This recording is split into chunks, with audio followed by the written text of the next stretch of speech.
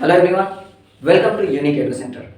जैसा कि last class में हम लोगों ने ए सिमिलैरिटी के बारे में पढ़ा था, आज हम पढ़ने वाले हैं एस सिमिलैरिटी यानी साइड साइड साइड सिमिलैरिटी। तो सबसे पहले इसके हम स्टेटमेंट पर नजर डाल देते हैं कि इसका स्टेटमेंट क्या कहता है, उसके बाद हम इसको क्या करेंगे, प्रूफ करेंगे।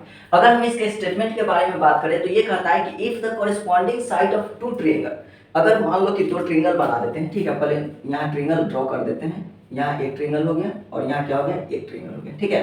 ये हो गया आपका ए बी सी और ये हो गया आपका डी ई एफ। कह रहा है कि if the corresponding side of two triangle are proportional, इसका मतलब यहां से लेके यहां तक का मतलब क्या होगा कि if the corresponding side of two triangle are proportional, इसका मतलब कि ये इसके प्रोपोर्शनल है, ये इसके प्रोपोर्शनल है और ये इसके प्रोपोर्शनल है, यानी कि इनका रेशियो जो है वो सेम है। इसका मतलब क्या होगा कि जो AB बाई DE है वही BC बाई EF है और वही AC बाई DF है। ये चीज आपको ऑलरेडी दिया गया है। देन अगर ऐसा है देन तो their corresponding angle are equal, तब उनके जो कोरेस्पॉन्डिंग एंगल होंगे यानी कि A और D, B और E और C और F, ये सब के सब क्या होंगे, इक्वल होंगे। ये चीज हमको प्रूव करना है। यानी अगर हम बात करें गिवन का कि हमको दिया गया है तो क्या क्या दिया गया है कि ABC and DEF are two triangle, ये चीज दिया गया है कि ABC और DF क्या है, दो ट्रायंगल है। सच दैट कुछ इस तरह से है कि इसमें आपको दिया गया है कि जो AB बाई DE है वो इक्वल है BC बाई EF के और वही बात इक्वल है किसके, AC बाई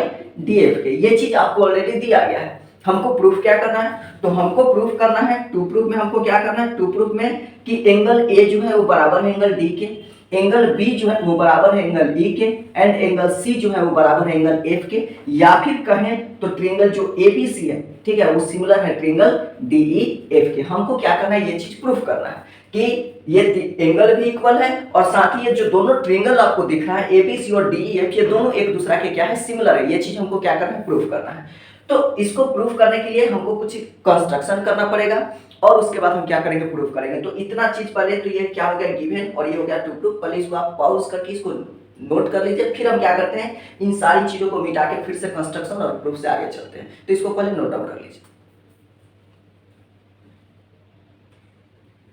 चलिए अब आते हैं हम कंस्ट्रक्शन पे। अब क्या आते हैं कंस्ट्रक्शन पे, थर्ड जो स्टेप होता है वो क्या है, कंस्ट्रक्शन पे आते हैं। देखिए हम जैसे कि आपको पहले ही बताया कि AB बाई DE का रेशियो इक्वल है, AB बाई DE का क्या है, रेशियो इक्वल है।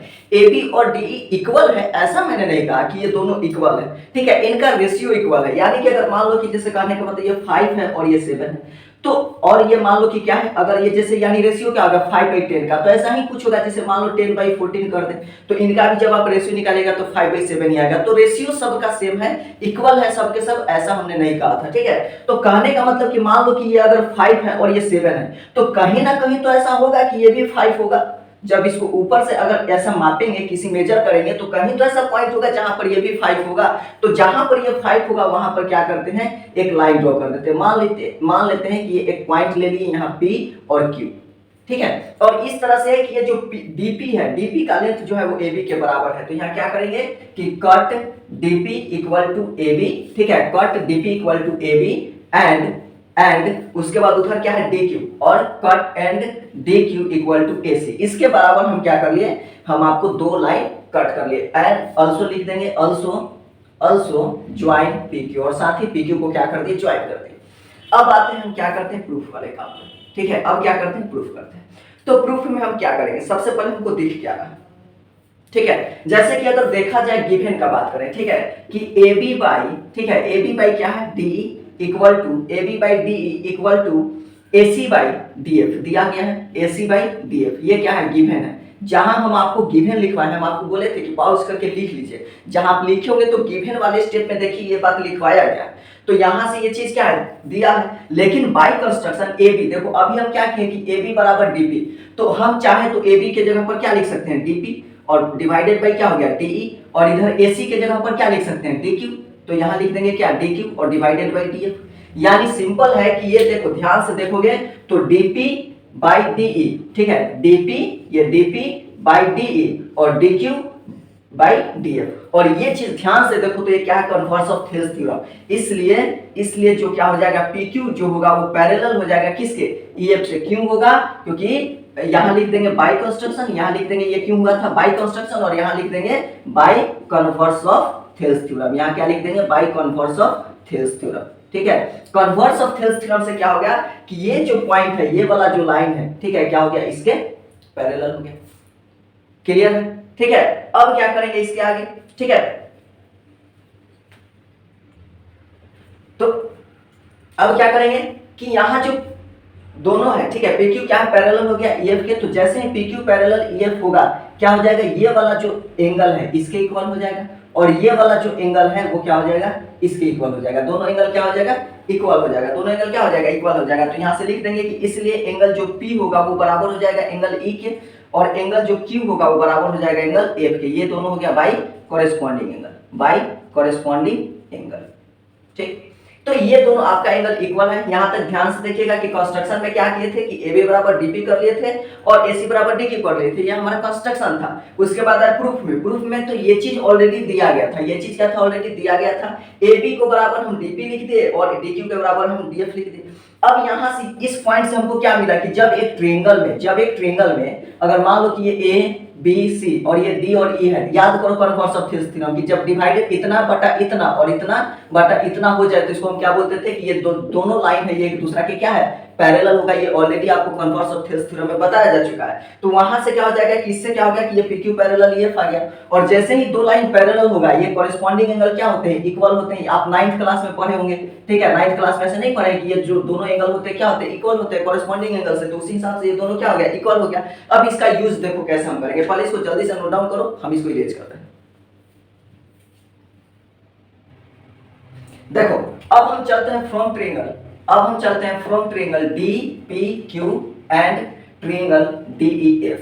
दो ट्रायंगल से मतलब एक ही में, यही ट्रायंगल था ना, यहाँ ध्यान से देखो, ये दोनों ट्रायंगल में यहाँ क्या था, आपका D था, E था और F था, और यहाँ P और यहाँ Q था। तो लास्ट क्लास में एक पॉइंट याद करो कि जैसे अभी हम पढ़े कि ये वाला एंगल इसके बराबर और ये वाला एंगल इसके बराबर, तो यहाँ क्या लिखेंगे, एंगल P बराबर एंगल E और एंगल Q बराबर एंगल F। इसलिए ट्रायंगल जो DPQ होगा वो सिमिलर हो जाएगा ट्रायंगल DEF के। याद करो last video by AA similarity, last video में बताए थे कि AA सिमिलरिटी को ही AA सिमिलरिटी कहते हैं, क्योंकि अगर दो एंगल इक्वल हो गया तो थर्ड ऑटोमेटिक इक्वल हो जाता है, तो इसलिए AA सिमिलरिटी भी कहते हैं। तो AA सिमिलरिटी से दोनों क्या हो जाएगा, दोनों ट्रायंगल जो है, ये ट्रायंगल और ये बड़ा वाला ट्रायंगल, दोनों एक दूसरे के सिमिलर हो जाएगा। और जैसे ही सिमिलर होगा हम क्या कहेंगे कि DP बाई जो DE है वो इक्वल हो जाएगा PQ बाई EF के। होगा कि नहीं होगा? और जैसे ही एंगल इक्वल होगा, एक चीज और याद करो, ध्यान दो, कंस्ट्रक्शन जो DP था वो बराबर था किसके, AB के। तो AB बाई जो DE है वो हो जाएगा किसके, PQ बाई EF के इक्वल हो जाएगा। PQ बाई EF के क्या हो जाएगा, इक्वल हो जाएगा। इसको मान लेते हैं इक्वेशन फर्स्ट। लेकिन ठीक है, लेकिन बट AB बाई जो DE है वो दिया गया है किसके बराबर, BC बाई EF के। ये क्या है, गिवन है, ये क्या है, गिवन है। ये हो गया इक्वेशन सेकंड। ध्यान से देखो, ये जो गिवन लिखवाए थे सबसे फर्स्ट स्टेप गिवन वाला जो था टू प्रूफ के ऊपर, वहां ये बात लिखवाए हुए थे। तो ध्यान से देखोगे तो दोनों का LHS इक्वल है। ध्यान से देखो तो दोनों का LHS इक्वल है, तो दोनों का ऑलरेडी RHS भी क्या होगा, इक्वल होगा। तो यहां से हम कह सकते हैं, यहां से हम क्या कह सकते हैं कि from equation first and second, यहां से क्या कह सकते हैं कि from equation first and second क्या हो जाएगा कि PQ बाई EF जो है वो इक्वल हो जाएगा किसके, BC बाई EF के। यहाँ से EF से EF कट गया, इसलिए क्या हो जाएगा, इसलिए PQ इक्वल टू क्या हो जाएगा, BC। PQ इक्वल टू क्या हो जाएगा, BC हो जाएगा। इसको मान लो इक्वेशन थर्ड।